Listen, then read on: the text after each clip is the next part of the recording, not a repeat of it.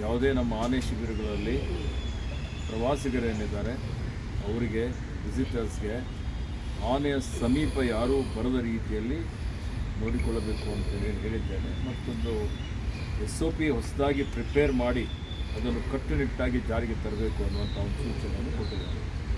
ಸಾಮಾನ್ಯವಾಗಿ ಇವತ್ತೆಲ್ಲ ಜನ ಅಲ್ಲಿ ಹೋಗಿ ಆನೆಗೆ ಬಾಳೆಹಣ್ಣು ತಿನ್ನಿಸುವಂಥದ್ದು, ಬೆಲ್ಲ ತಿನ್ನಿಸುವಂಥದ್ದು, ಅದ್ರ ಜೊತೆಯಲ್ಲಿ ಸೆಲ್ಫಿ ತೆಗೆದುಕೊಳ್ಳುವಂಥದ್ದು ಇದೆಲ್ಲ ಮೊದಲಿನಿಂದ ನಡೆದುಕೊಂಡು ಬಂದಂಥದ್ದು. ಯಾಕೆಂದರೆ ಇವೆಲ್ಲ ಆನೆಗಳು ಕುಮ್ಕಿ ಆನೆಗಳು, ಪಳಗಿಸಿದ ಆನೆಗಳು. ಈಗ ಯಾವುದೇ ರೀತಿಯ ಮಾನವನಿಗೆ ಧಕ್ಕೆ ಮಾಡೋದಿಲ್ಲ ಅನ್ನುವಂಥದ್ದು ಭರವಸೆ ಎಲ್ಲರಿಗೆ ಇತ್ತು.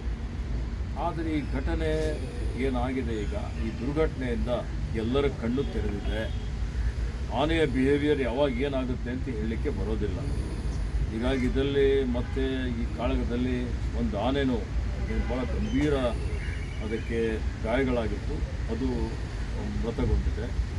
ಹೀಗಾಗಿ ಕಂಚನ್ ಆನೆಗೆ ದಸರಾದಲ್ಲಿ ಹಿಂದೆಲ್ಲ ಭಾಗಿಯಾಗಿತ್ತು, ಅದನ್ನು ದಸರಾ ಜಂಬೂ ಸವಾರಿಯಲ್ಲಿ ಭಾಗಿಯಾಗಲಿಕ್ಕೆ ಅವಕಾಶ ಇಲ್ಲ, ಹಾಗೆ ಮಾಡಬಾರ್ದು ಅನ್ನುವಂಥ ಒಂದು ಸೂಚನೆಯನ್ನು ನಾನು ಕೊಟ್ಟಿದ್ದೇನೆ.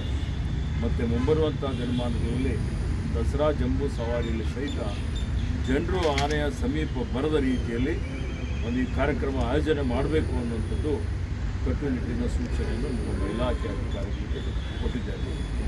ಅದೇ ರೀತಿಯಲ್ಲಿ ಇವತ್ತೇನು ಸಫಾರಿ ನಡೆಸ್ತಾ ಇದ್ದೀವಿ, ಸಫಾರಿಯಲ್ಲಿ ಸಹಿತ ತೆರೆದ ವಾಹನದಲ್ಲಿ ನಿನ್ನೆ ನನಗೆ ಒಂದು ಮಾಹಿತಿ ಬರುತ್ತೆ, ಏನು ಸಫಾರಿ ವಾಹನಗಳಿದ್ದಾವೆ ವಾಹನಗಳ ಮೇಲೇನೂ ಆನೆಗಳು ದಾಳಿ ಮಾಡ್ತಾ ಇರ್ತಕ್ಕಂಥದ್ದು.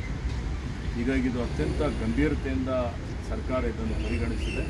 ಮತ್ತು ಸಾರ್ವಜನಿಕರ ಮೇನು ಪ್ರವಾಸಿಗರಿದ್ದಾರೆ ಅವರ ಒಂದು ಸುರಕ್ಷತೆಯ ದೃಷ್ಟಿಯಿಂದ ಇವತ್ತು ತೆರೆದ ವಾಹನಗಳು ಅದಕ್ಕೆ ಅವಕಾಶ ಮಾಡಿಕೊಡೋದು ಬೇಡ, ಅದಕ್ಕೆ ಸಂಪೂರ್ಣವಾಗಿ ಸರಪಳಿ ಹಾಕಬೇಕು ಅಥವಾ ಅದಕ್ಕೆ ಗಾರ್ಡ್ ಮಾಡುವಂಥ ರೀತಿಯಲ್ಲಿ ಸಂಪೂರ್ಣ 100% ಇವತ್ತು ಯಾರು ವಿಸಿಟರ್ಸ್ ಬರ್ತಾರೆ ಅವರಿಗೆ ಯಾವುದೇ ರೀತಿಯ ಅವರಿಗೆ ಧಕ್ಕೆ ಆಗದ ರೀತಿಯಲ್ಲಿ ಸುರಕ್ಷಿತವಾಗಿರುವಂಥ ರೀತಿಯಲ್ಲಿ ಒಂದು ವಿನ್ಯಾಸವನ್ನು ಮಾಡಿ ಅದನ್ನು ಸಫಾರಿ ನಡೆಸಬೇಕು ಅನ್ನುವಂಥ ಒಂದು ಸೂಚನೆಯನ್ನು ಕೊಡಲಿಕ್ಕೆ ತೀರ್ಮಾನವನ್ನು ಮಾಡಿದ್ದೇನೆ.